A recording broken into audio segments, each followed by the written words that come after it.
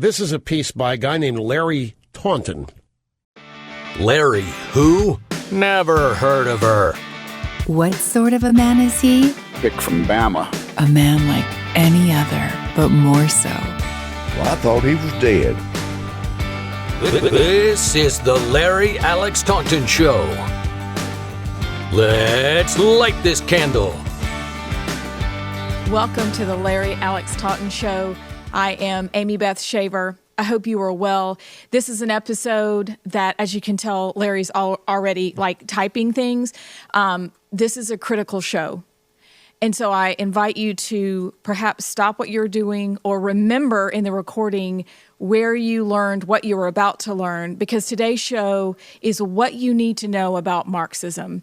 And I'm intrigued, I'm distressed, but this is an educational opportunity.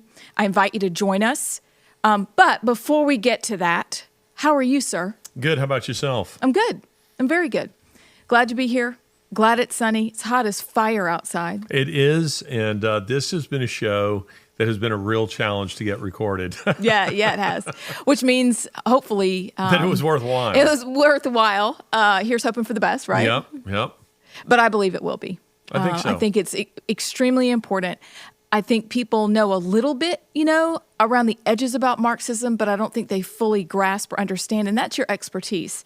People know you from the Islam space. They also know you in the worldview space, but also Marxism, and I think this is a critical episode, one that I believe will get shared across all platforms because it's that important. I hope so. No pressure. Yeah. Well, let's hope we're equal to the task. No pressure at all. But I do have a fun question, and that is, who are the voices on your intro? It's funny, when we were putting this intro together, if you have people who are saying, hey, we like this kind of intro, we think it should have this, we think it should have that. And I thought, I have a few ideas that we could use to kind of fill that space. The very first voice that you hear this is a piece by a guy named, Larry Taunton. That's Rush Limbaugh. It was when he was reading one of my pieces over the air. I read the whole thing. And I have to say this about Rush. All kinds of accusations. He was an egomaniac. He was all these. Rush Limbaugh could have, the way a lot of people do, by the way, they'll lift your ideas, but attribute them to themselves. So they basically just kind of reword what you say, that they've read in an article. The idea was yours, but they pass it off as their own. Rush did no such thing. Rush says, this is a piece by a guy named Larry Taunton, Taunton. He is the author of The Grace Effect, the executive director of the Fixed Point Foundation, and this piece is in USA Today. Then he read the entire thing and made commentary on it. Then at the end, he again stated my name. So I was so grateful for Rush for doing that, and we have his brother David Limbaugh to thank for that, because I asked David if he could get me that clip, and he said, he was pretty sure that he could, and he did. I think another voice that you hear in there is, the hick from Bama. Yes. That English accent, that is Christopher Hitchens, the late atheist and journalist. That's from our debate in, I think it was 2010. And Christopher, I had gotten up and, I was using... what Southerners do. I was sandbagging, and I was saying, "Look, I don't have sandbag." I said, "I don't have the impressive Oxford pedigree. I don't have the English accent. Who am I to be debating Christopher Hitchens?" And he got up and said, "Don't buy this hick from Bama routine. Don't buy it," which is very funny. So we use that, and then. Who else do we have in there? Oh, and then we have Gene Stallings. Of course you do. Roll Tide. In Roll Tide. Gene Stallings in there, which, by the way, Roll Tide makes repeated appearances in this new Amazon series called The Terminal List with Chris Pratt. But your Chris needs to watch it. It's interesting. It's dark, but it's interesting. But yes, that was Coach Gene Stallings who says, "I thought he was dead." That is so. That cracks me up. It's so funny every time. Yeah, I'm driving home one of my trips to West Virginia to get one of our daughters, and I was listening to that intro. I was listening actually to your series on Islam, and that cracked me up. It literally cracked me up. He had more fun with that. He invited us to his ranch last fall, and while I was there, I thought, we were thinking about doing this podcast. I thought it'd be fun to have him say a few things. And he took the mic. We had a mic there just like this, and he took it and he sat down in a chair. And of course, the guy's given a million interviews, so he knows how this goes. And he was just started rolling out all these funny things. And then he'd say, "Let me repeat that one for you again." And then he'd say it again. And anyway, we thought they were hilarious. So we've got a few others from him. Stallings was famous for never saying who his favorite player was. So he gave us a clip where he says, "Well, Larry, he was my favorite player." That's good. It is funny. That's very funny. Well, I enjoyed that intro. It's super creative. Actually, in a minute when we head to break, I have an idea. I'm not going to share it live. You'll have to just stay tuned for it. But then there's another segment, because your mind constantly works, as the notes he's writing as we come into the show today, right?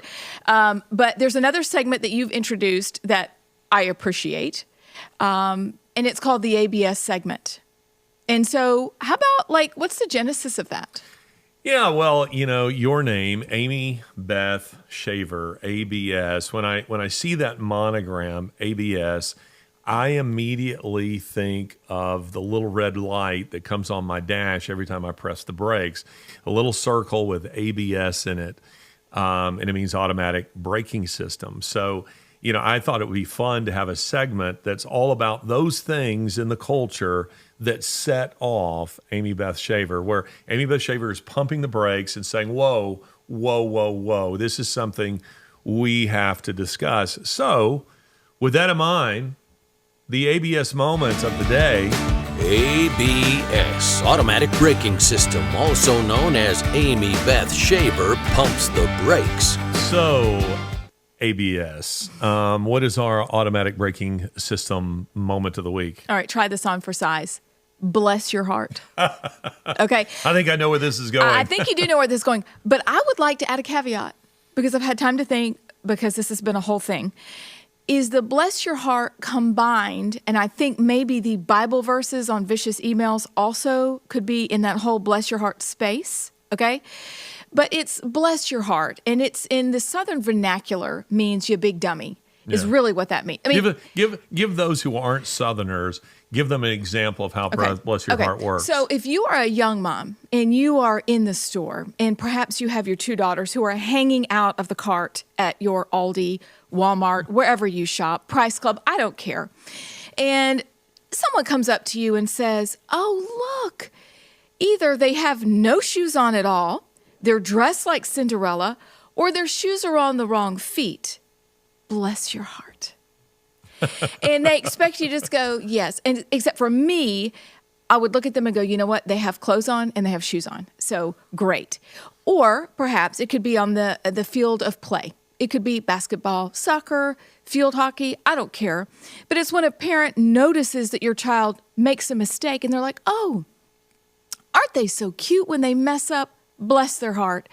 And you just know that the thought bubble is really saying, "You big dummy," or failure of a human being.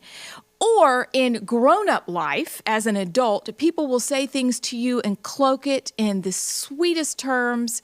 They don't like what you wrote. Southern women are good at this. Oh, Southern women are terrific. It is it's our calling card.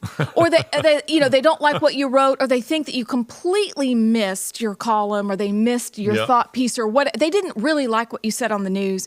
And they'll add all of their ideas and then bless your heart. But the favorite, though, is the bless your heart with some Bible verses, or "I'm going to pray for you," or "I love you." I tell you this in love. Oh, my word. This has me triggered Your children this are week. so stupid. Bless their hearts. Yes. You're supposed to smile and take it. It is a velvet glove over an iron fist. Yes, that is true. Yes, in the Southern vernacular, and Southern women can cut your throat with a smile. Oh, they can yes. smile the whole way through and use the the sweetest sounding voice as they are doing you in.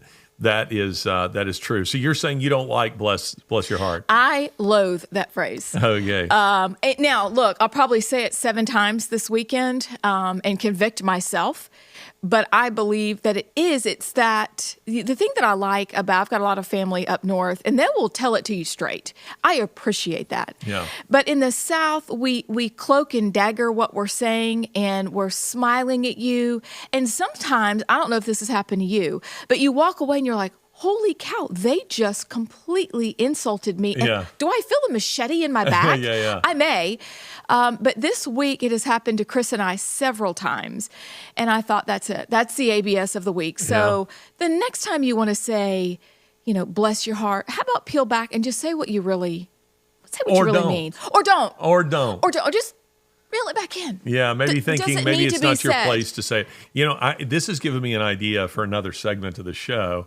We could call it the Bless Your Heart segment. Please. The Bless Your Heart segment. Nancy Pelosi is so stupid. Bless her heart. I think that is a great idea. Yes. Joe Biden is so evil. Bless his heart. Yes, please. I think we could have a funny segment, the Bless Your Heart segment, and it could focus on, crazy leftists. Okay. I say yes. I think we could do that. Done. And we It's done. need to get a voice actor to give us, we need a voice actress to give us that nice little, you could do it, a nice little. Bless your heart. There you go. That's the kind of voice we need. We need to, a little more breathy, just a little more breathy. Let's hear it one more time. Bless your heart. There we go. Bless your heart. Bless your heart. Leading us into a segment like that. Okay, I'm with you on that. Okay. That's a good thing to pump the brakes on. It just happened. I think things are happening to me now.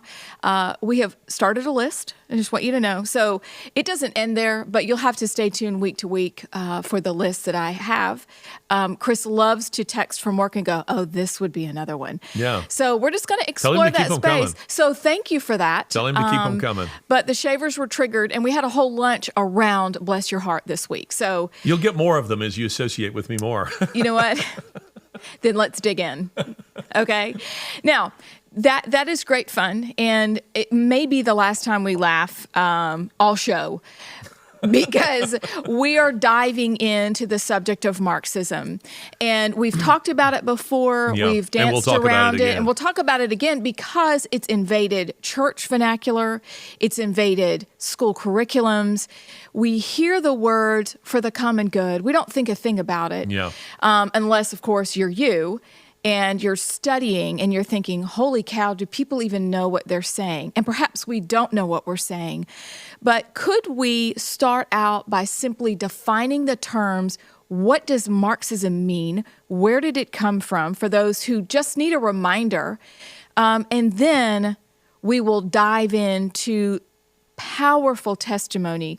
We'll make that available to you in show notes because it's enough that you need to read it a couple of times to really sink into what this pastor had to say back in the 60s and his life experience. But let's define terms. And well, I'll tell you what we will do. Let's take a break. Okay. And when we take this break, we're going to show a short video. Okay. You can listen to it, of course, in your car. We're going to show a short video, and then we're going to meet you on the other side of that video and pick up this show on the other side of that. How's that? Let's do it. We'll be right back. This is the Larry Alex Taunton Show. In the mid-1990s, when I was a graduate student studying history, specifically European history, Russian history, and Marxism, people would say to me that this was a dead end. I mean, the Berlin Wall had fallen by this time. The Soviet Union had collapsed. And yet, here we are now seeing Marxism infiltrate segments of our own society. So I thought it might be helpful to explain to you what Marxism is. What is Marxism? Prussian political theorist and revolutionary Karl Marx didn't invent the idea of socialism any more than Planned Parenthood invented abortion.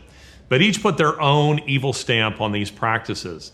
Socialism, which may be loosely defined as the equitable redistribution of wealth, has no absolute beginning. Marxism is Marx's particular variation on the theme. His contributions to socialism were chiefly in systematizing it, popularizing it, and militarizing it. Just as Darwin saw in guided biological processes at work in natural history, Marx likewise believed that impersonal economic forces were driving human history. History would move irresistibly from one economic stage to another until it reached the utopian socialist stage called communism. Marx called these mysterious evolutionary forces of history dialectical materialism. To help these forces along, Marx declared that workers of the world must unite and overthrow the ruling classes in violent revolution. But such revolts were few in number and were easily defeated by their respective governments. And Marx, who was rightly seen as an instigator, was expelled from half the countries of Europe. In 1849, he moved to London. There he found a labor force that had been calling for socialism in one form or another long before anyone had ever heard of Karl Marx. Full of revolutionary fire, Marx preached his famous message of bloody revolution in the expectation that the laborers, called proletarians in Marx speak, would rise up and burn the country to the ground. But it didn't happen. British laborers, though receptive to Marx on many levels, were largely uninterested in Marxism. It wasn't that socialism had no appeal to them. It did. Rather, they rejected the violence Marx demanded. They hoped to achieve their goals via democratic means. They had good reason to be hopeful. A series of parliamentary reform measures saw both improved working conditions and the expansion of the electorate. Furthermore, a robust, Bible-centered Christianity flourished in Britain in a way it simply did not in continental Europe.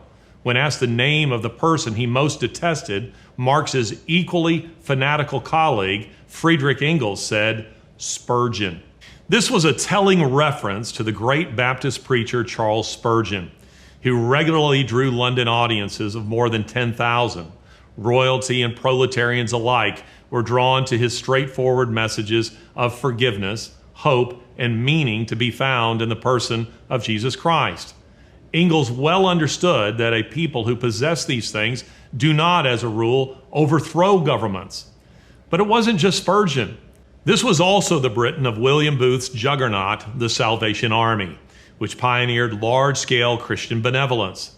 The Christian faith of the working class went far to satisfy the needs of the soul. These simply were not a people possessed of the revolutionary spirit that Marx demanded. Embittered, Marx broke with socialists in Britain while continuing to predict a workers' uprising in the industrialized countries of the West until his death in 1883. But it didn't happen. Enter Italian Marxist Antonio Gramsci. Marx's prediction of revolution led to disillusionment among subsequent Marxists who awaited that day the way Heaven's Gate cult members awaited the Hale-Bopp comet. While languishing in one of Mussolini's prisons, the dwarfish Gramsci filled a series of secret notebooks with his own Marxist ideas. Among them, an explanation for Marx's failed prophecy of a coming proletarian uprising against the ruling classes. According to Gramsci, Marx had grossly underestimated the strength of Western society. In 1917, Russia, an armed insurrection, had worked because the state and its primary institutional support, the Russian Orthodox Church, were weak and rotten. One swift kick had brought them tumbling down. In Gramsci's view, the West, chiefly Britain and America, were different. The diminutive Italian spoke in terms of hegemonies, that is, of power structures, where Marx divided the world into a single hegemony of haves and have-nots. Gramsci divided it into more hegemonies: families, education, government, morality, the church, law, and civil society as a whole. The frontal assault strategy would not work in the West, he said, at least not in the beginning, because these institutional pillars of Western society were much too strong. These must be undermined from within first, softening them up, and only then, when the Western colossus was sufficiently weakened, would the frontal assault work. Gramsci's strategy was, in effect, that of the Trojan horse. Socialism will triumph, he wrote, by first capturing the culture via infiltration of the schools, universities, churches, and the media by transforming the consciousness of society. The Trojan horse approach is called cultural Marxism. subvert families, traditional morality, and the touchstones of national identity, and penetrate educational institutions, the church, and the legal system, and eventually that country will fall like a ripe fruit into the hands of Marxists. It wasn't until the 1950s that Gramsci's notebooks, which had been smuggled out of the prison, were published posthumously in Italian. It was another 20 years before they were published in English translation. By then, with multiple Marxist genocides and all, one might have thought that the evils of the system were so well established that no one in their right mind would ever again think of implementing them. But leftists are not ones to give up on a murderous, unworkable, failed utopian ideology simply because it is a murderous, unworkable, failed utopian ideology. And Gramsci's notebooks breathed new life into Marxist hopefuls. By the 1980s, Gramsci's ideas had achieved something of a cult status among a generation of Western academics. The degree to which Gramsci's infiltration tactics have worked needs little commentary from me. The left began occupying powerful positions in, if not outright control of, each of the aforementioned societal pillars. Marxists were sure that the much anticipated revolution was near, but it didn't happen. This brings us to our own time and two pernicious additions to this toxic Marxist cocktail: critical race theory and intersectionality. Whether you have ever heard of these terms or not, you have seen them at work in such seismic cultural events as the legalization of gay marriage, the Me Too movement, and the violence of Black Lives Matter that is being endorsed by the Democratic Party. Marx saw workers as oppressed people.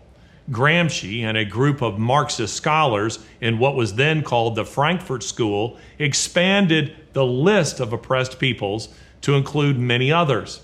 For example, traditional marriage and family are patriarchal institutions and are, therefore, instruments of oppression. The church, with its message of peace and otherworldly bliss, oppresses the masses by sapping them of their revolutionary spirit. Educational institutions oppress the lower classes by teaching them to love their countries and instilling them with patriotic fervor, thus protecting the ruling classes. And so the argument went with every other pillar of society. You must remember that the Trojan horse strategy, that is, cultural Marxism, is to infiltrate these pillars and to destroy them from within. Convincing some in these institutions that they are actually suffering oppressed victims is an effective way to do it.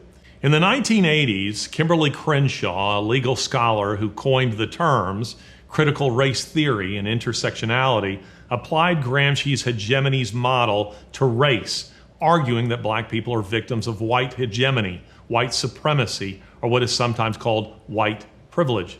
Are you black? You're oppressed, whether you know it or not. Are you white? You're an oppressor, whether you know it or not. Crenshaw argued that America is guilty of systemic racism. Sound familiar? Because, she claimed, racism is deeply ingrained in every aspect of society.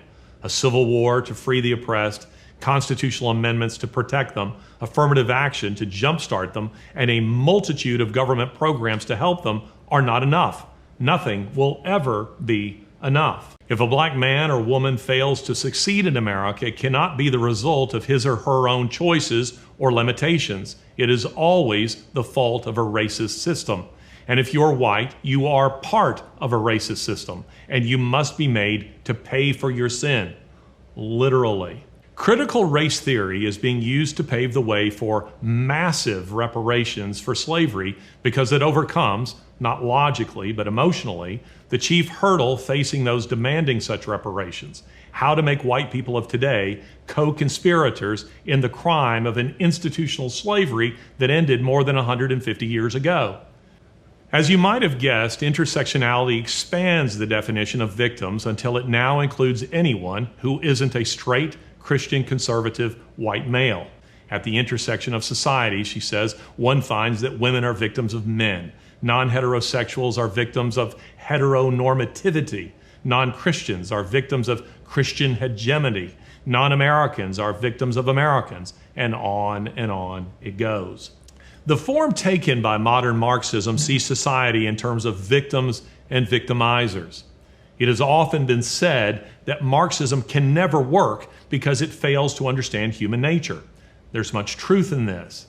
That said, Marxists have proved to be astute, if cynical, observers of human nature to this extent. First, contrary to what is frequently alleged, Marxism, much more than capitalism, appeals to our greedy natures because it says that what is yours should be mine. Indeed, I have a right to take it by force if necessary. Second, Marxism appeals to our desire to tell other people what to do. Legalism is not a product of religion. It's a product of human nature. And Marxist societies, secular to their black-hearted core, are the very picture of legalism, making as they do a tyranny of community. Third, Marxists know that it isn't hard to convince a man that his own failures are the result of someone else's treachery. Hitler convinced an entire country. Now Black Lives Matter would do it to America. The evil in this cannot be overstated. It's the sort of warped logic that progresses from a soft persecution to pogroms and eventually to the gas chambers. Remember the game Jenga? Players remove wooden blocks from a tower until the integrity of the structure is compromised and it collapses. Every step in the ideological genealogy of Black Lives Matter is designed to remove those blocks that support government and society, religion, tradition, patriotism, education, and so on, until a tipping point is reached and a Marxist seizure of power is possible. It's a tried and true formula. Just look at history. Dozens of lesser towers have already fallen into total Marxist ruin. Albania, Angola, Armenia, Azerbaijan, Belarus, Benin, Bosnia, Bulgaria, Cambodia, China, Congo, Croatia, Cuba, Czechoslovakia, Estonia, Ethiopia, East Germany, Hungary, Laos, Latvia, Macedonia, Moldova, Montenegro, Mozambique, North Korea, Poland, Romania, Russia, Slovakia, Tajikistan, Turkmenistan, Ukraine, Uzbekistan, Venezuela, and Vietnam. And this is just a list I made off the top of my head on a napkin. None of these are or were what one might call models of freedom, prosperity, and stability. And yet this is what the neo-Marxists would give us under the guise of social justice. But don't be naive. This isn't about social justice. It's a pretext for injustice. It's about the weaponizing of a fictional guilt for the seizure of assets and power. Revelation 6:8 says, "And I looked, and behold, a pale horse, and his name that sat on him was Death, and hell followed with him." With a body count of more than 125 million in the 20th century alone, one might reasonably wonder if this is a reference to Marxism. Whether it is or not, only time itself will tell. Regardless, history has demonstrated all too well that death and hell follow that murderous worldview wherever it goes. In conclusion, let me answer a question that I've been asked many times. Historically speaking, why has the United States proved so resistant to Marxism when so much of the rest of the world has fallen prey to it? The answer is simple: Christianity. America has the largest Christian population in the world, and Christians have generally recognized Marxism's inherent godlessness. For their own part, Marxists recognize that Christianity is the key Jenga block supporting the whole of American society, and America, in turn, is the key Jenga block supporting what remains of the free world.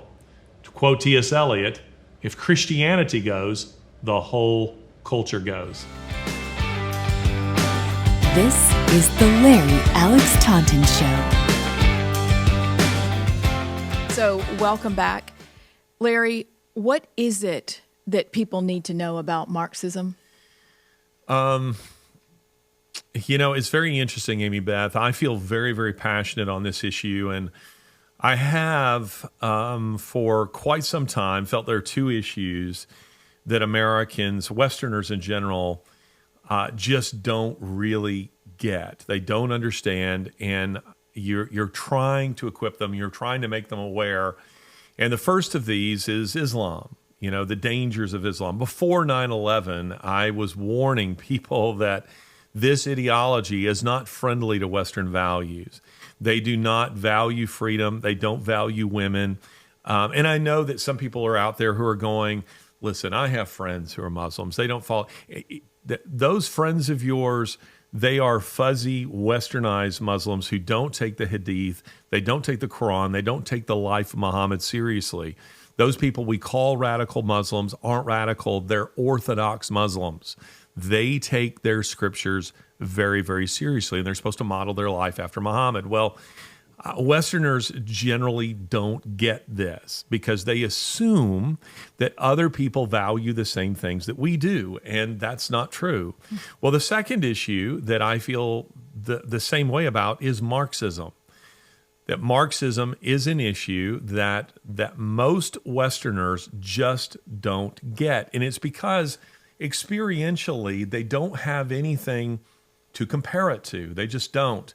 And an example that I might use is, say, prior to the Vietnam War, which is called the Living Room War, for a reason, and it's because you had, for the first time, you had reporters who were embedded with combat units and who are reporting live from the battlefield. World War II, you had Ernie Piles and people like this who were out there, reporting on the war, but those were heavily, heavily censored, less so during the Vietnam War. So prior to Vietnam, when you have veterans who are coming back from the front line and they're describing, trench warfare in World War I, or they're trying to describe the Battle of the Bulge in or the Eastern Front in World War II, or the horrors of Korea, the people at home don't have a frame of reference, so they can't really get it. Well, Marxism is like that. Most people don't have a frame of reference. So when you're talking about the kinds of things that Marxists do to subvert a culture, to take over a culture, people look at you like, this is conspiracy theory. You need a tinfoil hat, that this stuff isn't real, and it is real. So I have felt a heavy burden on this issue for some time. I have on Islam because I've known so many people who have been persecuted by Muslims. I've known people who have family members murdered, taken off into sex slavery, raped, mutilated bodies, these kinds of things. So I have felt a passion for the persecuted church in regards to radical Islam, and I felt it regarding Marxism.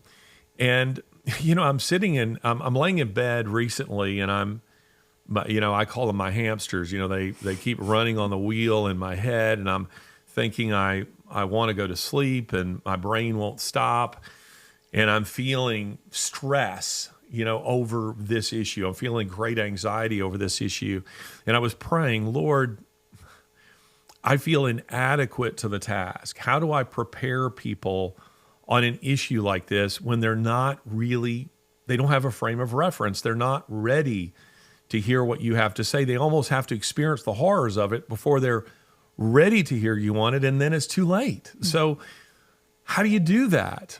And I felt like, by the way, I'm not a real touchy-feely Christian. I'm fairly Presbyterian in my outlook, the frozen chosen, yes, as they say. I am hardly a charismatic.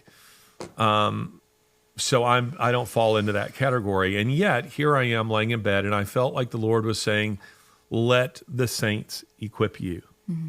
Let the saints equip you. Larry, you are surrounded by a great cloud of witnesses, and let the saints and the martyrs prepare you on this, because they've been there and they speak to you. They speak to you from beyond the grave, and they have addressed this before. And I was feeling this way because I was thinking, gosh, the people who could really warn us, they're mostly dead.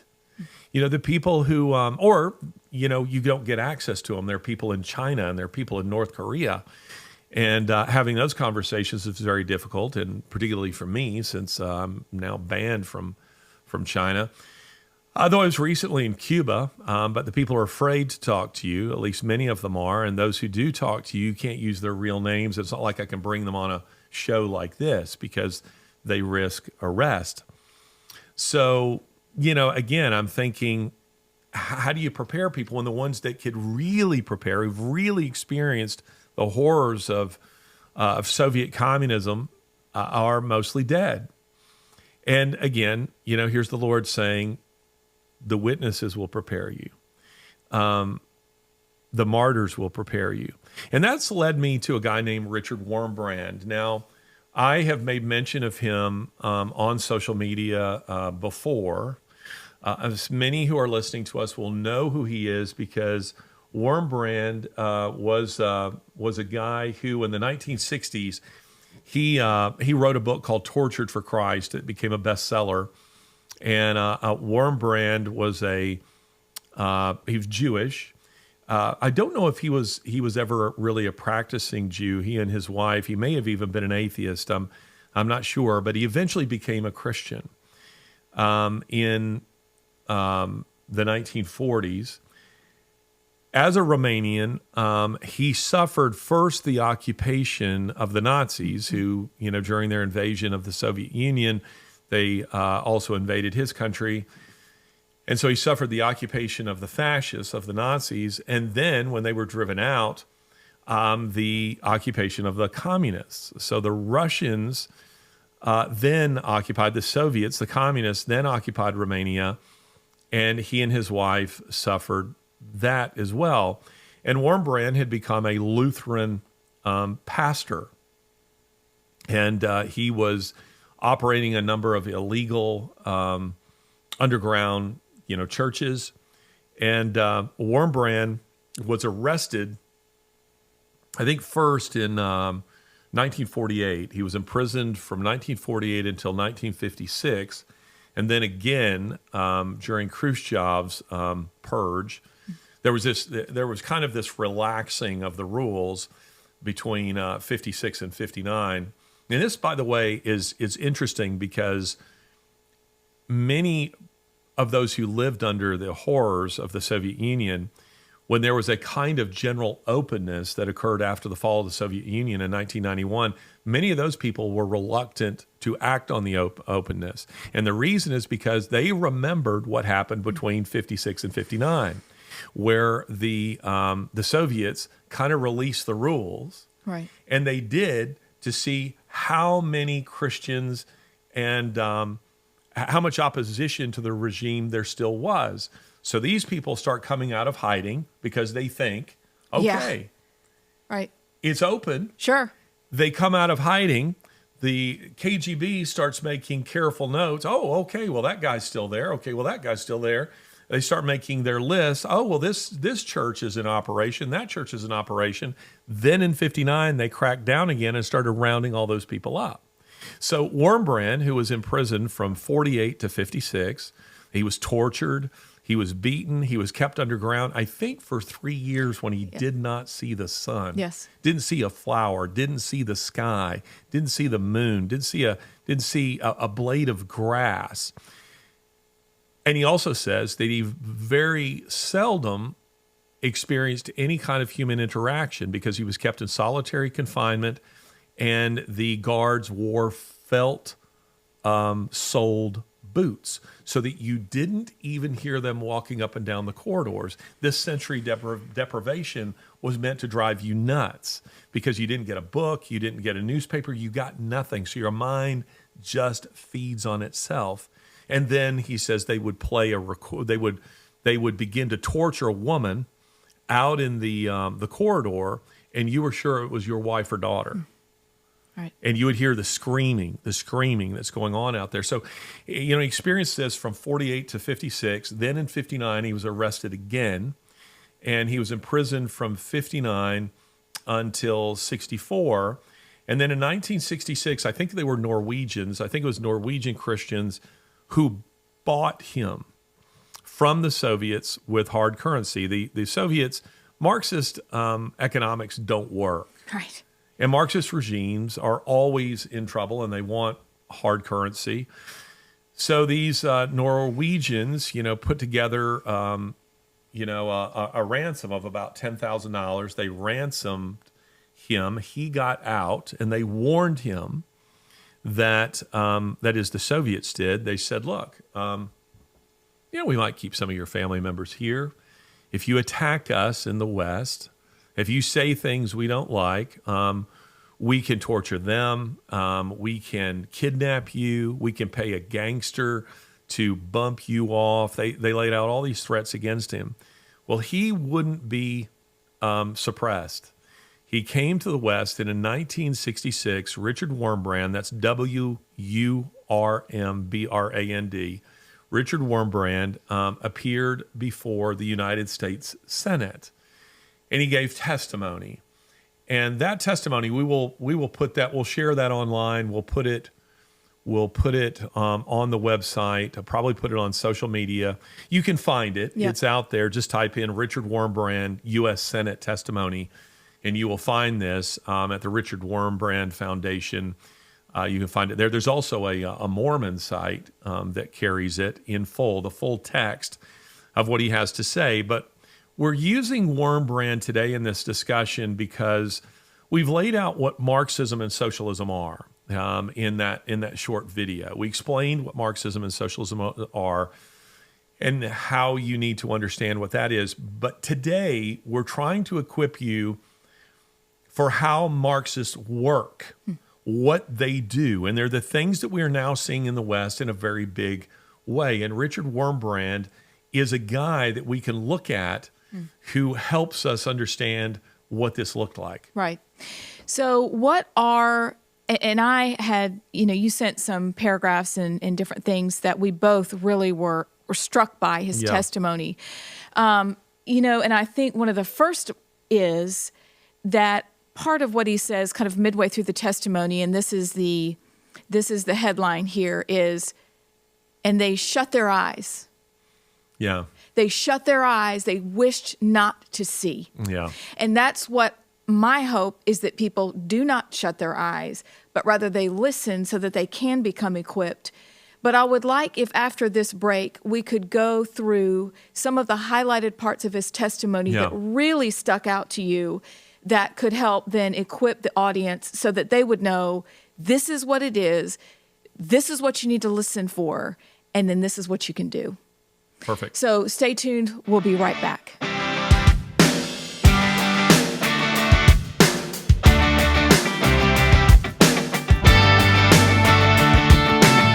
This is the Larry Alex Taunton Show. The opinions expressed here do not reflect those of Democrats, atheists, Muslim radicals, environmentalists, globalists, socialists, the United Nations, the World Economic Forum, soccer fans, or men who eat quiche. But they should. Welcome back. So, Larry, let's take apart some of the testimony from Wurmbrand, because I think that the best way, as we know from history, is to learn from it so that we don't repeat it. I know that's oft repeated. However, it's appropriate. It's valid. And I think his testimony is very important, because the second time I read it through, and I will go back and read it a third time, just alarm bells were going off as I was going through. And as I let out from to the last break, this idea of shutting their eyes and they wished not to see seems to be where we are. Yeah. But what are other parts of the testimony that really stuck out to you that the audience would benefit from knowing? Yeah, I want to urge people to read this. I don't own it. I didn't write it. It's not. There's no. Right. We're not beneficiaries of this. This is for free. It's online. It's in PDF form. Again, you just type in Richard Wurmbrand, Wurmbrand, Senate testimony, 1966, and so this was him coming to the West for the first time. And he had been threatened to say nothing, but he stood before the Senate, and You have, last night I read through it with my boys, my adult boys, and I had assigned each one of them a part. So you have Senator Thomas Dodd, who is presiding, and then you have, I've forgotten his name, Sourwine. I've forgotten his first name, but he's the chief counsel. And then you have Wurmbrand himself, and they're asking him questions. So tell us what the communists did to you. What kind of torture techniques did they use? Did they brainwash you? Are they trying to subvert the church? What tactics are they employing there? And Wurmbrand came before them, and he tells his story. And we put emphasis on it in this show today not because it's the only thing you can read about Marxism. There are tons of books that I could just off the top of my head point you to. But I know that most people are going to be intimidated to go and pick up, a book by, Richard Pipes, who is, by the way, a premier, a Russian historian. He was an advisor to Reagan. He was a Harvard historian, remarkably a conservative. And anything by Richard Pipes, I would strongly recommend. But short of that, I would just say go and read this. I think it's 28 pages of the document itself is, I think, 48 pages long. But I think, the last 20 pages or so are just appendices. So I think it's 28 pages of his actual testimony, and it's riveting because there's no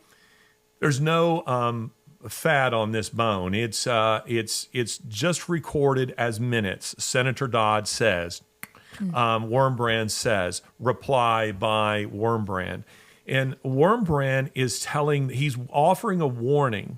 And that warning is now, 56 years old, and it is still as relevant today as it was then. He was saying Marxism is coming to the West. They're already subverting the West. And these are the tactics they use. And I just loved what he had to say he said he arrived I think it's in Philadelphia. He said, I saw a Vietnam War protest. And he said, I see a pastor who is speaking to the crowd and is telling this crowd of protesters that communism, look, it's not all bad. There are some things that are consistent with the Christian faith that are okay. And Wurmbrand, you picture a man who's listening to this and he's full of rage as he's listening to this. And he says, and when that man came out from behind the podium, I went. Now you get the impression he was not invited to this. He just happened to see it. Right. And he said, and I went up on the podium and he said, and I started taking my shirt off, and I took my shirt completely off. And you can find this online because there were newspaper reporters who were there who started snapping pictures. And he says, let me show you what the communists did to me. And he starts enumerating all of his scars. And he's saying, they did this to me. They tortured me here. They tortured me here. They broke these bones. They broke those bones. And he said he then started saying to that pastor,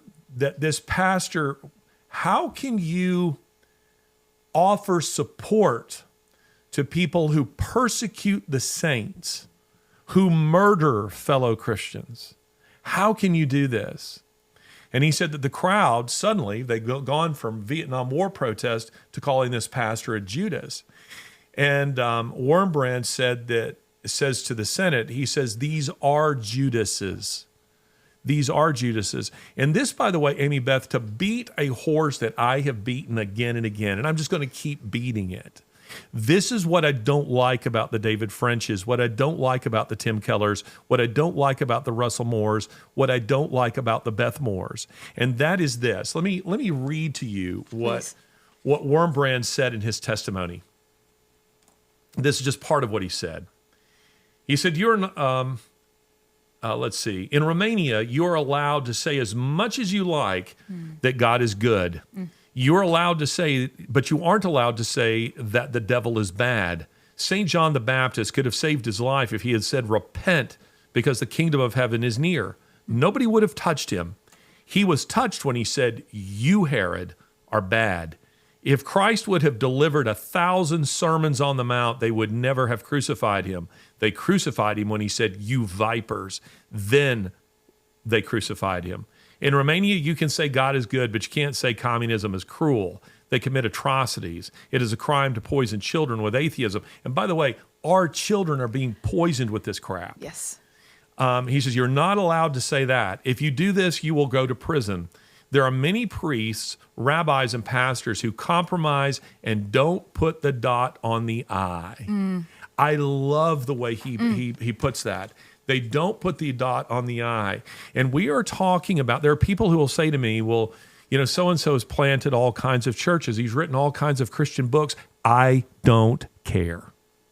I don't care. If you are not putting the dot on the I, Amen. if you are not putting the dot on the I and calling out the evil for what it is, and you're acting like Marxism, socialism has some resonance with the Christian faith, which by the way, Tim Keller has done, Yes. and he has done it repeatedly.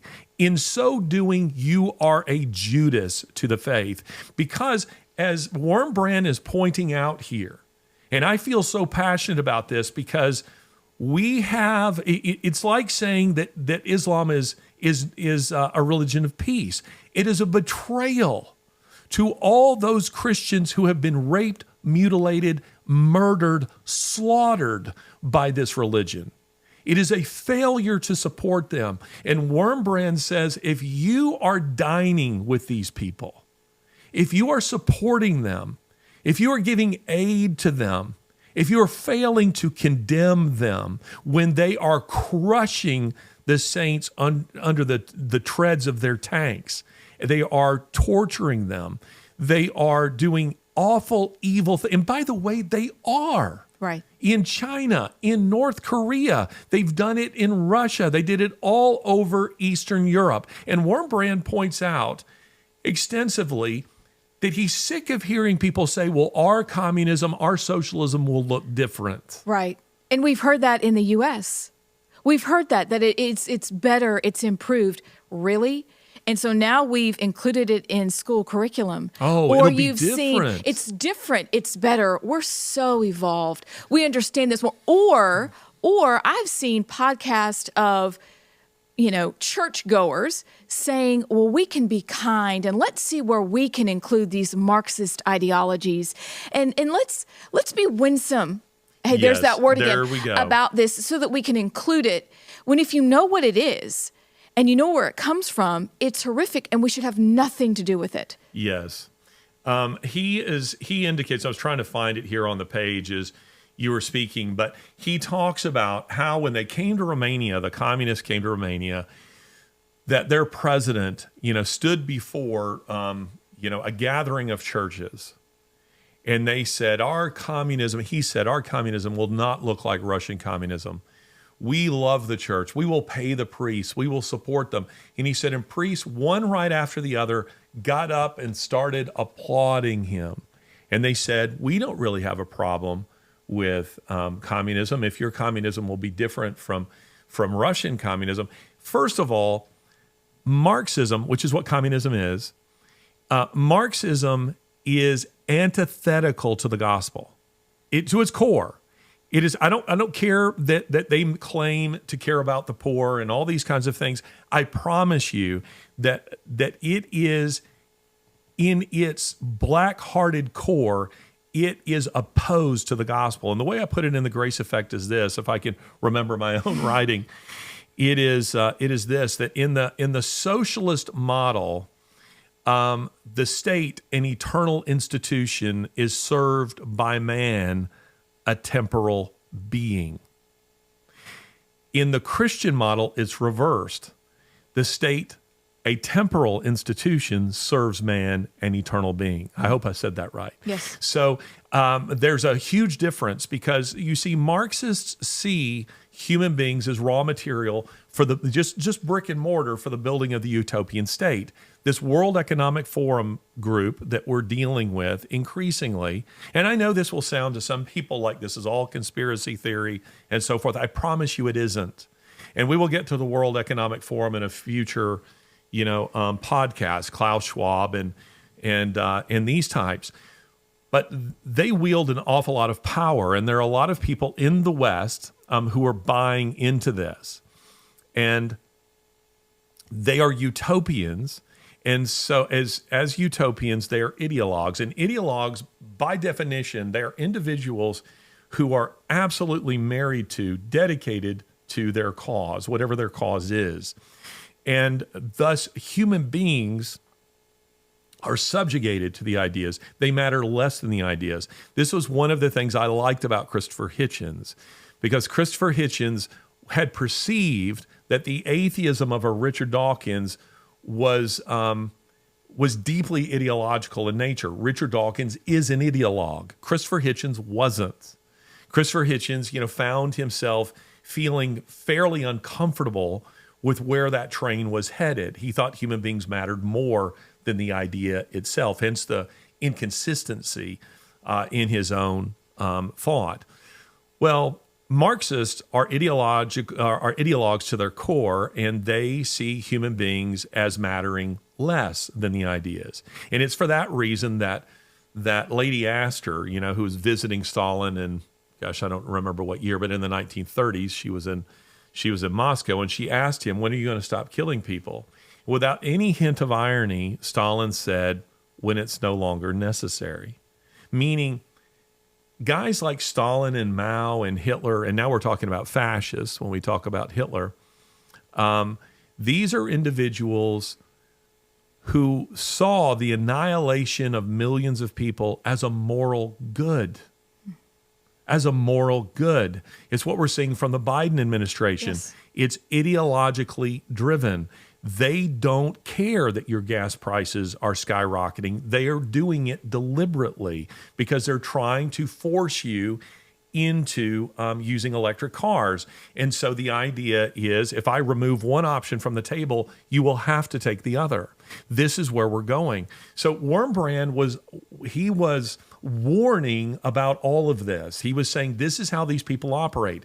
This is what they do. And when the priest stood up and were clapping, as the president of Romania was saying, well, our communism will be different, he said there was one man who opposed them, who was there, who said, no, I do not go along. And it was Richard Wurmbrand himself.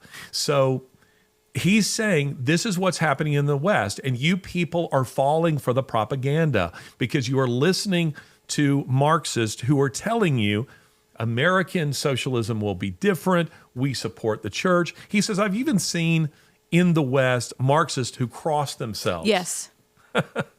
He says they're suckering you. They're trying to make you think they're one of you. But these people are liars.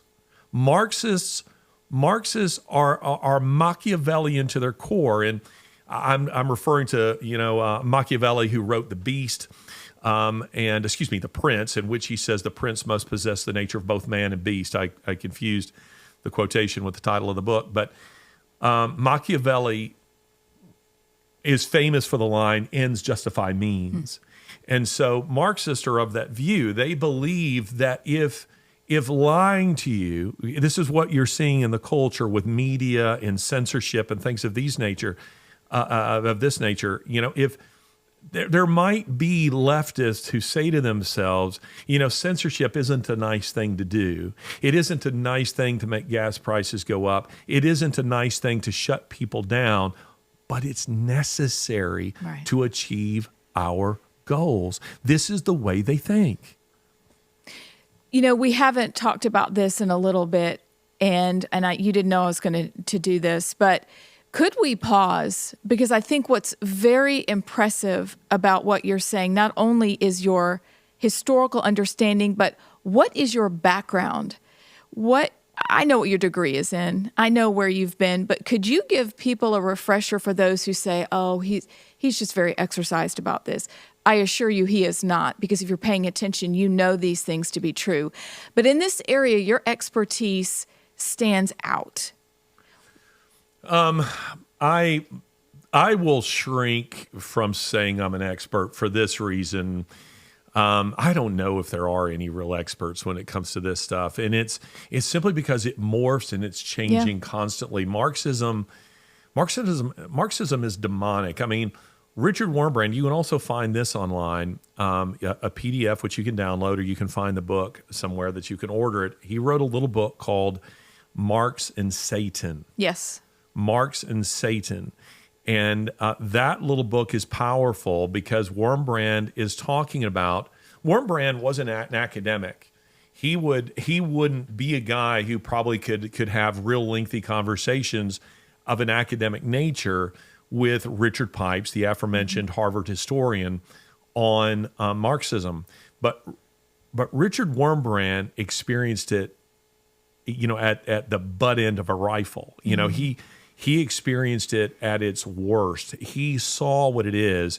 And as a pastor, he could readily perceive. I mean, for instance, he's talking about in the prisons that during this Senate hearing, he says they deliberately desecrate the Christian faith. He says, so they tie a priest to a cross, and twice a day, they lower that cross on the ground and they require 100 prisoners to come and defecate on him and urinate on him, or they beat and torture them.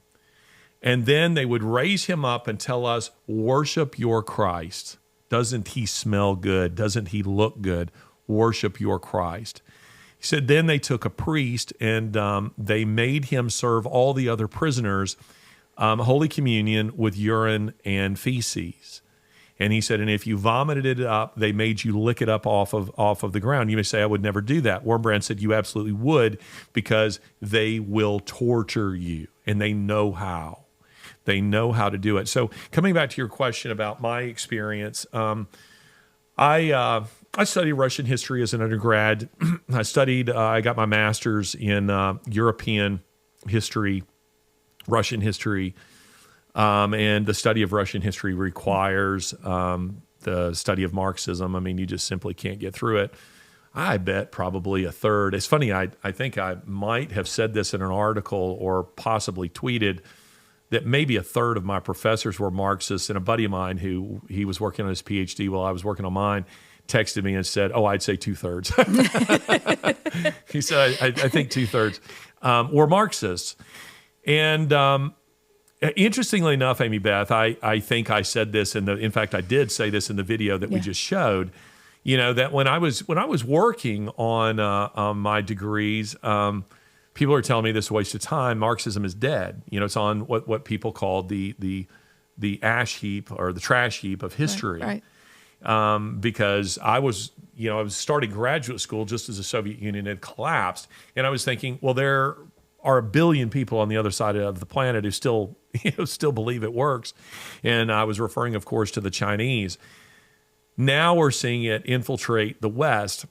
I'll also say that my, I won't say expertise, but my, how do we want to say it? My experience with this extends perhaps most potently and powerfully to being in communist countries. Yes.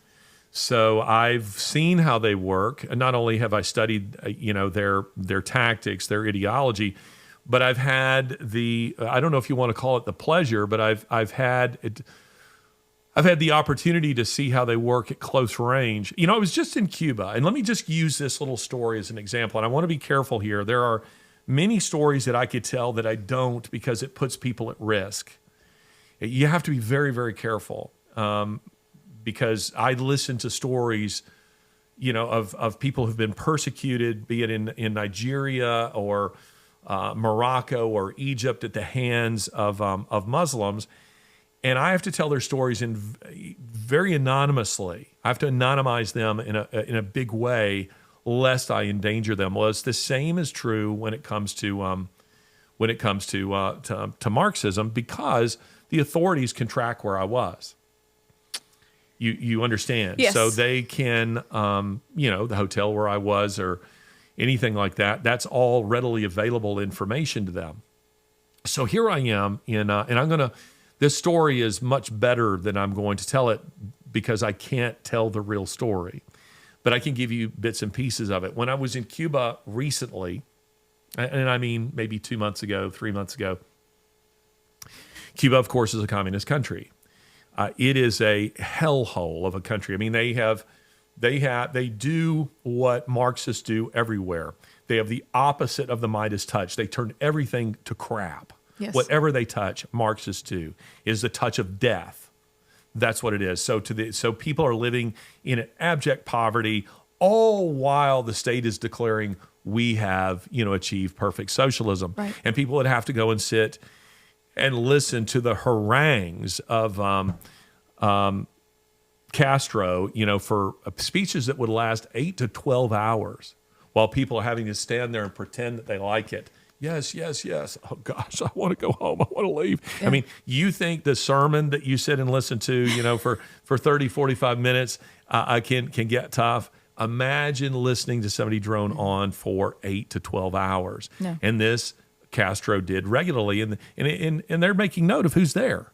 Did you show up? Are you showing your loyalty to the state? And, of course, they have signage all over the place, as in every communist country does, talking about how wonderful socialism is, and all of the previous heroes who are, in fact, mass murderers. It's like putting a portrait, having Che Guevara, on the walls of buildings, on the sides of buildings. It's like putting the image of a man. It is like putting the image of a man who raped a whole country. And kids are learning about this in school. I've been in schools around the country where I have seen the lessons. Yes. Praising Guevara. I've seen it. Oh, and there's movies now. There's the Motorcycle Diaries, which I watched on a plane. Interesting. Che Guevara was a mass murderer. I bought for my boys a shirt that had, Che on it. Yes. The famous Che shirt, and it says douchebag, down at the bottom. I need one of those. I want people to know that this man is a greater mass murderer than any AR-15 shooting you care to name. And yet he's being celebrated. This is what Marxists do, and they're pushing him here. Yeah. They're pushing him here as though he were a hero. Marxists make hellholes of every country, and that's why they know that when they out themselves. Black Lives Matter, for instance, they had on their website initially that they were Marxists. You can find them saying, we are trained Marxists. Well, they removed that from their website because there's still people like me and you, a generation who was taught about the wickedness of this ideology, and they thought, ooh, maybe this isn't the best salesmanship. Maybe this isn't the best way to sell our ideology, so they took that down. And when people call them out on it, they, of course, say, well, but we're going to do it different, like in Venezuela. Right, because that's what they do. Trust them. That's right. Yes, like Venezuela, where the average Venezuelan, I think, has lost 40 pounds in the last year. Like in Vietnam, like in China, like in Russia, like in North Korea. It never works anywhere. This is an evil ideology. It is demonic, and people need to understand that. So Richard Wurmbrand, when he appeared before the Senate, he took his shirt off before the Senate because Senator Thomas Dodd said, do you mind taking your shirt off here and showing us your scars? And Wurmbrand, he seems to have been a very sweet man. He says, I do apologize to the ladies. He did. Who are present. And he says, there's much I would say, but for the presence of ladies here that I just simply can't say because you'd run from the room if I were to tell you everything that the communists did. But he took his shirt off. And Thomas Dodd starts asking him, he says, what's that one on your breast? What's that one? What's the one behind your ear? And Wurmbrand starts enumerating them, starts saying, this is from a knife, this is from a hot iron, this is from, and they said, did they use, what did they use on you? He says, they use everything on you. They use everything on you. So I have sat and listened to these kinds of stories. I never got around to saying what I was going to say about Cuba. When I was in Cuba, I'm summoned by the police. So this was not an unpleasant encounter with the police. I've done this before in communist countries. I've been called more than once. There's a reason why I have been banned from China. And so I, receive a notice that says I must appear. Now, maybe we'll put that up for you on the screen, but I'll need to redact, strong elements of that. Now, they don't care if I have a flight the next day. It says tomorrow at 9 a.m. you must show up at the police station. They don't care if I have a flight the next day. They don't care if I have a tour the next day. They don't care if I have a lecture the next day. It doesn't matter. You must show up. And this is what communist totalitarian regimes look like. When you're summoned, you must go. We don't have that here. So Americans, this is an example of what I'm talking about. where Americans can't identify with this. They don't know what you're talking about. So if you don't receive a summons from the police here that tells you you must show up at the station or else, we would say, you can talk to my lawyer. Do you have a search warrant for that? Do you have an arrest warrant? If you don't, then bugger off. You don't have the right to tell me that. That's not true in a totalitarian regime, which all Marxist regimes are, all while declaring they're doing it for the people. So I appear before the police, and this is the way it usually goes. The first police that you're dealing with, they're typically young, and they're kind of giddy to be engaging in American. So they're usually fairly friendly because, almost to the point of wanting a selfie with you, because they're not used to seeing Americans, and it's kind of an exciting moment for them. So they start asking you questions, and you want to, anybody, if you ever find yourself in these circumstances, first of all, they're probably not going to ask you questions they don't know the answers to. So don't lie. Second thing is, don't give them information they don't have. So the interview goes like this. Why are you in the country? To tour. What have you toured? Havana. What'd you see in Havana? The sites. What sites? The major sites. Do you like it? Yes. You better not say no to that question. Okay. It's good to know. Don't say no to that question. The next time I'm in Cuba. That question I've been asked many times in these countries, and it'll be repeated. If you say no, first time I was asked in these circumstances, do you like X country? Not particularly. Do you like this country? No, I don't. Do you like this country? Well, there are things. Do you like this country? Yes, you may proceed. That's the way it goes. Right. So you're not answering the questions. I wasn't dishonest, but I'm not giving them anything they don't already know. What is your purpose here to tour? So they might circle back to something like that. Do you like the food? Yes. What do you like about the food? It tastes good. What do you like about the culture? The food. What else do you like about the culture? Music. So you're just giving one-word responses to the best of your ability, and then hope they're bored to death. They send you on. And you have to understand, these days, there was a time when traveling, we were backed by a government that cared about us. I mean, even the Clinton, administration, where that if you were an American who were, you were Brittany Griner, for instance, the woman who was in Russia right now being held by the Russians on drug charges, you had at least a little bit more hope. It doesn't mean that it always worked out. I mean, we have the case of, I don't know how you say his last name, Otto Warmbier. Is that how you say his name? Yeah. The guy who was beaten to death, by the North Koreans after stealing a poster. But this is the way these regimes operate. And used to, you had the confidence that they were at least a little reluctant to mistreat you because the power of the U.S. government took missing Americans seriously, whether you're Democrat or Republican. We just don't let our people just be treated willy-nilly all over the world. These days, the Biden administration will sell you downriver. Yes. So I'm a little more anxious going abroad because, listen, I'm abroad all the time, but that I don't mean a woman. I mean, I travel and all. It's just a joke. Right. It was just a joke. But I'm aware that this is an administration who's going to bargain for me. Yes. So this is what this looks like. It's what a totalitarian regime looks like. And Americans, they don't get this. They don't understand this. So that's why we keep pushing you to read Richard Wurmbrand's testimony. It's 28 pages. Even if you only read 10 pages of it, you will have a better idea, and a light will go on because you'll begin to see, oh, wow, the stuff that he is predicting here is what is happening in the culture. Right. It certainly is. So I have a few more questions for you after the break, and then we will head into our final segment, but stay tuned. We will be right back. This is the Larry Alex Taunton Show. Larry is my favorite player.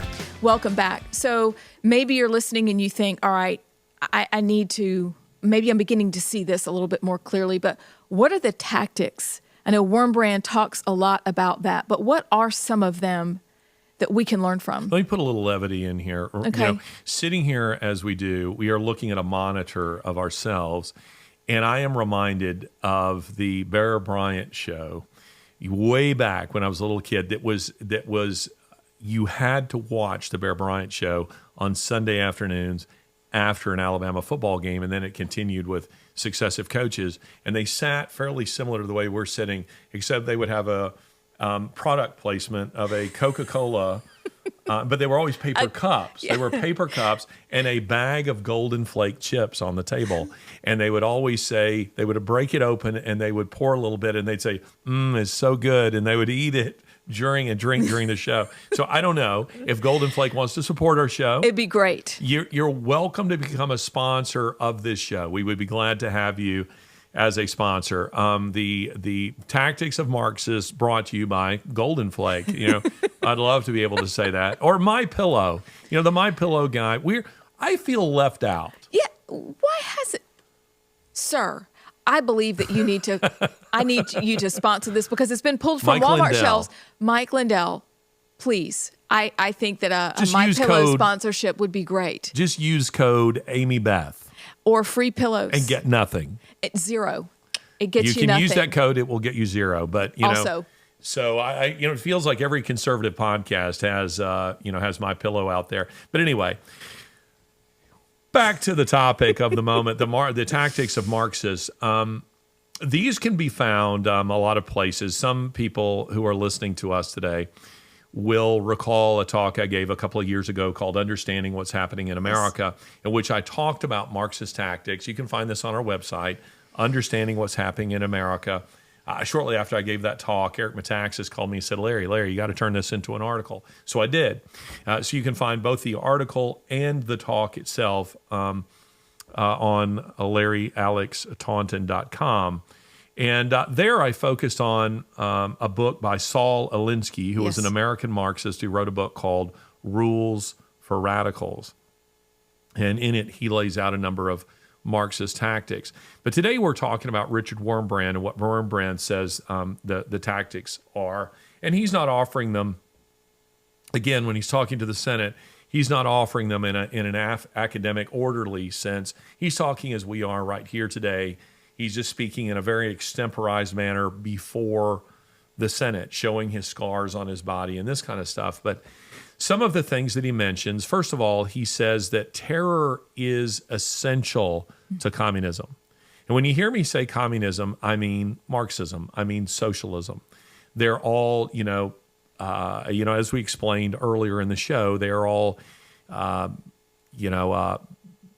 derivative of the same, ideology. So he says that terror is absolutely essential. He also says that the way they take power is they gain control of society's, primary institutions. And they do this either by infiltrating them with their own people, or they gain control of leadership by either bribing them or perhaps by finding something on them. So you are, let's say, the head of the Council of Churches in America, and the way we get control of you is we find some dirt on you and we threaten to blackmail you. We're going to publish this information. We're going to make people aware of this. So he says that they coerce leaders to join them with blackmail, or as I say, they might bribe them. And if this fails, they just smear them. So in Wurmbrand's case, he says before he came to the United States, he says they said, look, we can destroy you either by killing you, or we'll say that, you're a child molester or that you are whatever. And he says, and there will be people in the West who will believe this. They will believe it. And we know this is true. Do not fall for every dirty rumor that you hear about conservatives, because the media will pick these up and they will run with them. True or not, they will use them as a stick to beat those people with, because they want to destroy their credibility with you, and they want to destroy those people in general. So these are real things that we've seen done. And And I would add to this, don't allow Marxists to ever assume the high ground. Do not let them lecture you on morality, ever. They have none. They have no basis for morality. These are soulless individuals, who push this nonsense, but they will smear individuals. And then, of course, Wurmbrand says, as we said earlier in the show, that there are Judases in the church. And this is one of the things he says to the Senate, as he's Senator Dodd says to him, "Would you turn around before you put your shirt on," meaning show the audience the scars on your body. And Wurmbrand says, "And that it may be very clear, it is not that I boast with these marks, that is, with these scars. I show to you the tortured body of my country, of my fatherland, of my church, and they appeal to the American Christians and to all freemen of America to think about our tortured body. And we do not ask you to help us. We ask you only one thing. Do not help our oppressors and do not praise them. You cannot be a Christian and praise the inquisitors of Christians. That is what I have to say." So coming back to something I said earlier in the show, this is a primary problem that I have with some of the Christian leaders that we are currently seeing who call themselves evangelicals, who call themselves conservative evangelicals,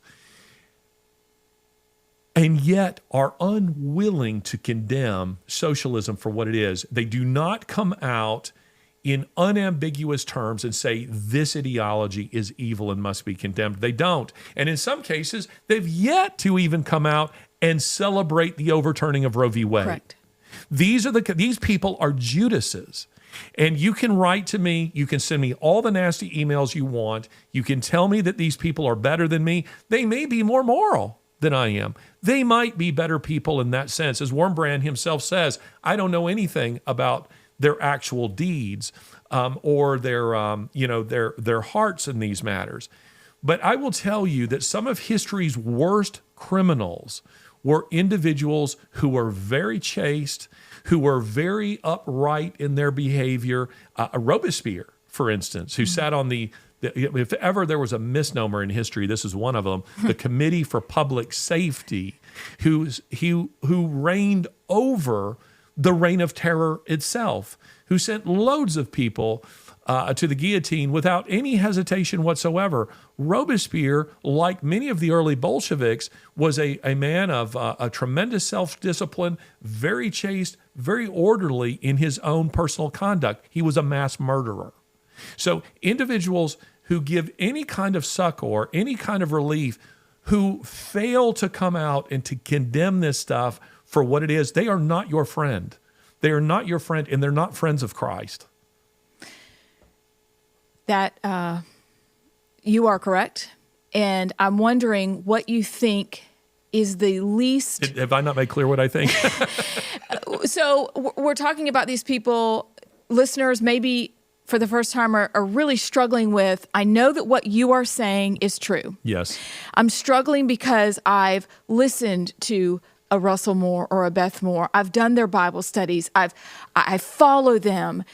And yet, what do you think is the most, I don't even know what the word would be. What do you think the reasoning behind their trying to sidle up and make friends, or at least not condemn socialism or Marxism?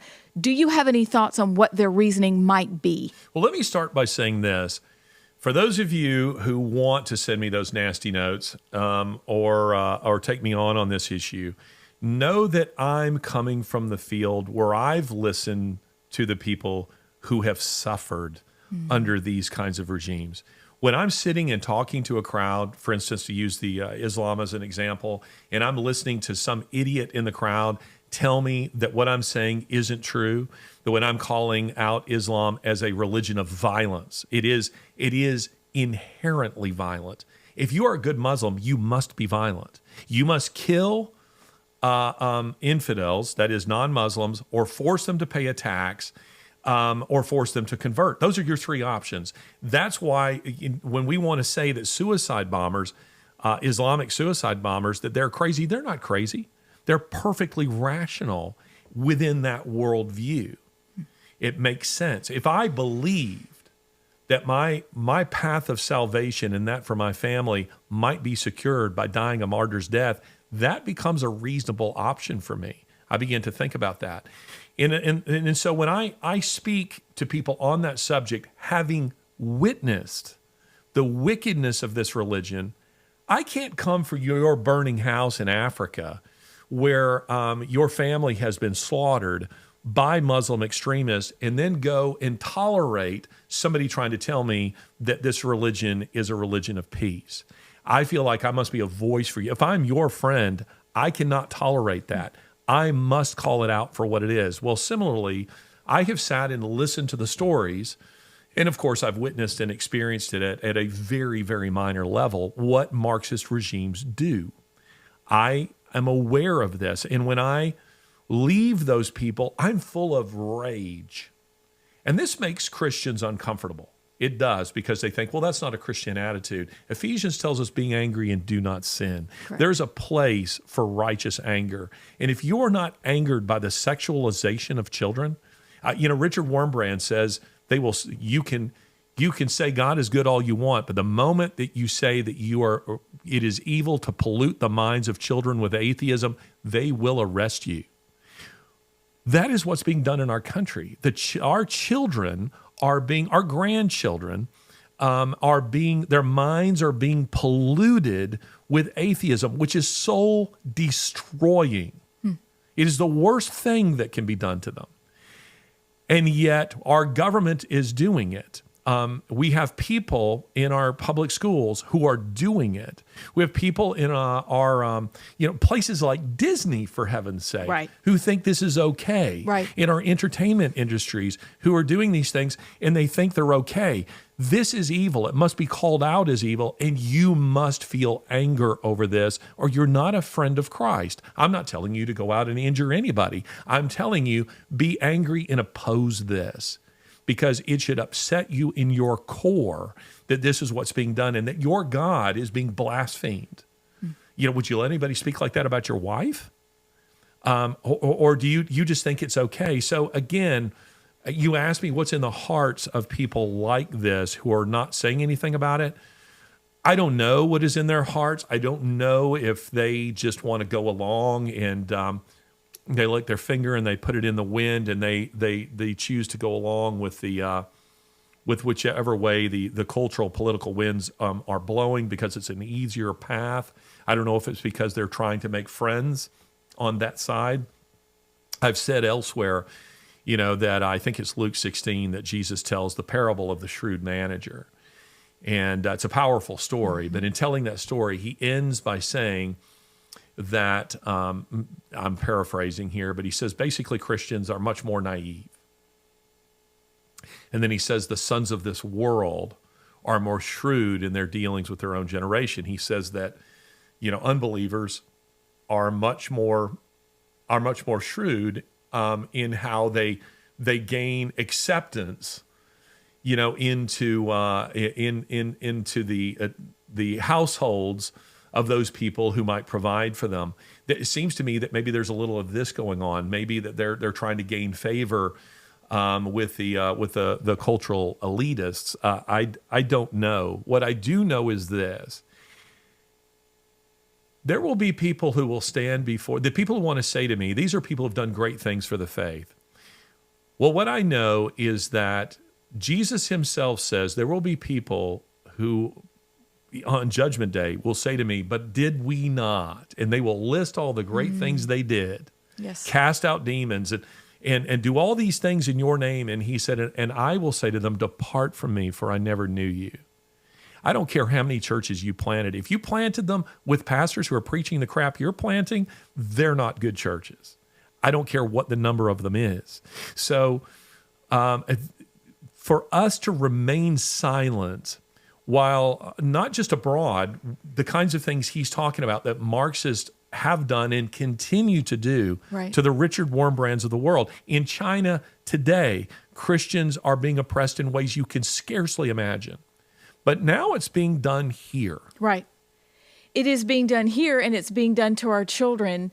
One of the people that I listen to is called, his name is James Lindsay. His podcast is called The New Discourses, and he's breaking it down so that parents understand what's happening to their children in schools, like beginning in K-5, talking about class awareness, talking about dehumanizing. So you go from being aware that, hey, there's a different class to, don't you know, you're the victim here.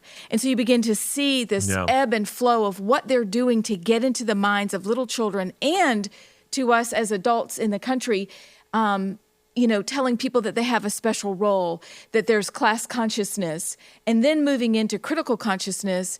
And so ultimately you end up with Marxists by the time they graduate from high school, and then they're useful for the state, and they'll do whatever the state says. And that's what is terrifying to me about what's happening in the schools, because we see it, we understand it, but it's happening all around us.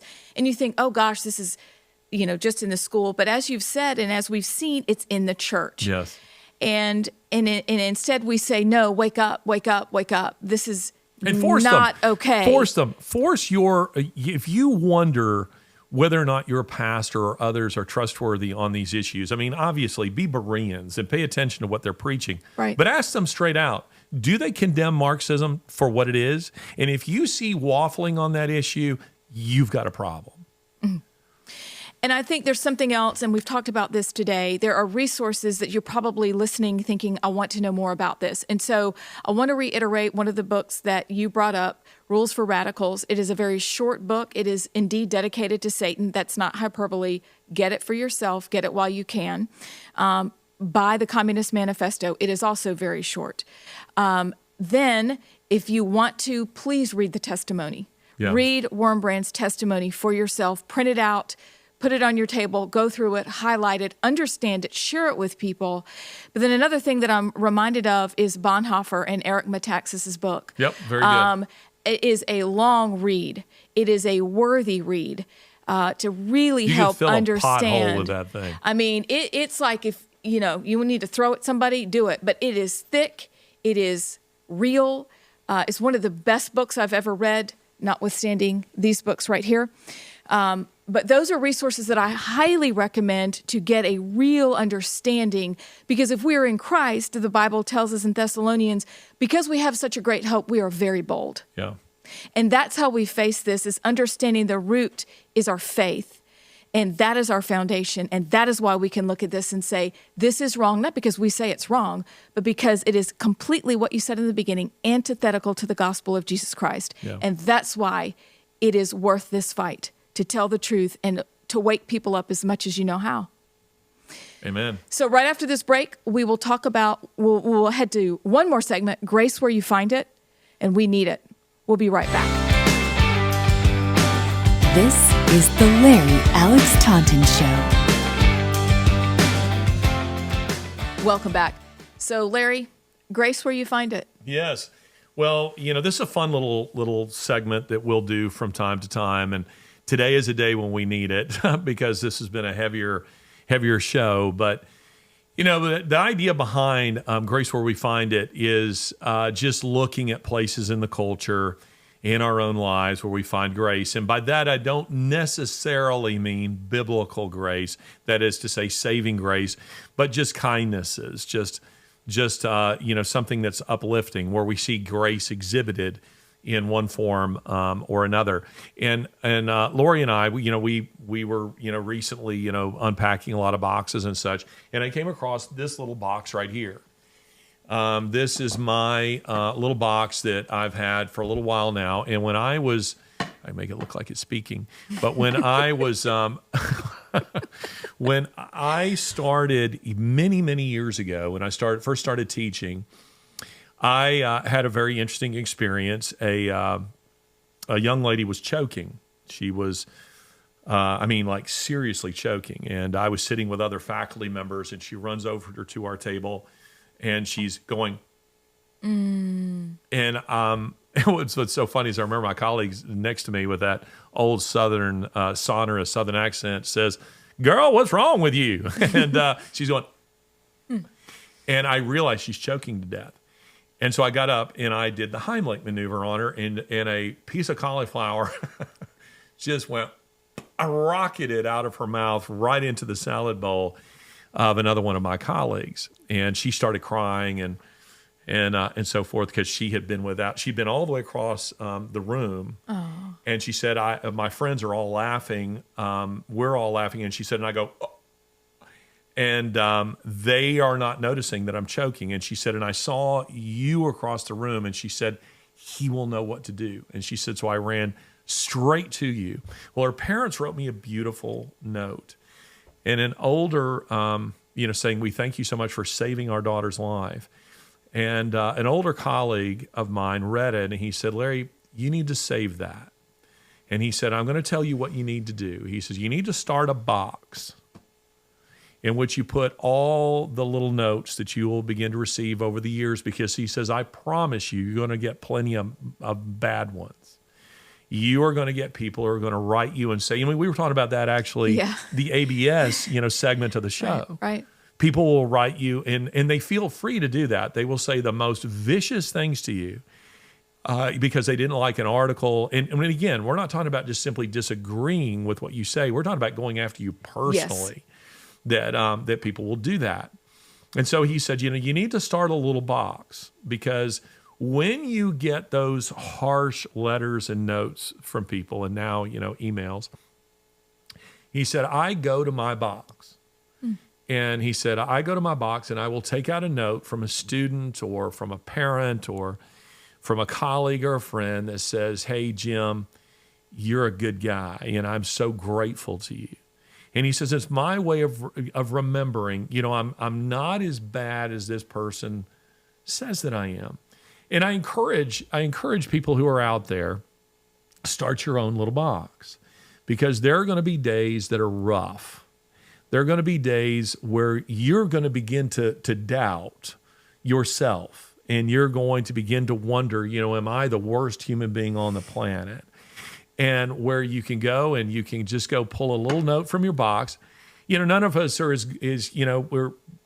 we're never as great as maybe our fans think we are, or as awful as our detractors want to say we are. But it is a good little uplifting way to remember that there's some good things that you've done. And so when you get those notes, don't just read them and put them on the refrigerator and throw them in the trash. Save them, put them in a box. And when you get low, go and pull one out. That's fantastic. So I need to know, did you paint the box? Did your mom do that? I actually painted that when I was a child. Wow. Yes, I did. I painted those flowers on there when I was a little kid. Well, it's a beautiful box and it's a beautiful idea. So that's fantastic. Yeah. So start your box. Okay. All right. I'll start a box. The Amie Beth is Great box. Yeah. I will have no additions to the Amie Beth is Great box. But that's okay. You can, and then you can share a letter when we need it, because I have a feeling we're going to need it. Y'all, thank you for tuning in, for being a part of the Larry Alex Taunton Show. We hope you've enjoyed this episode. We hope you feel equipped, aware, and we look forward to seeing you next time. Turn out the lights, the party's over.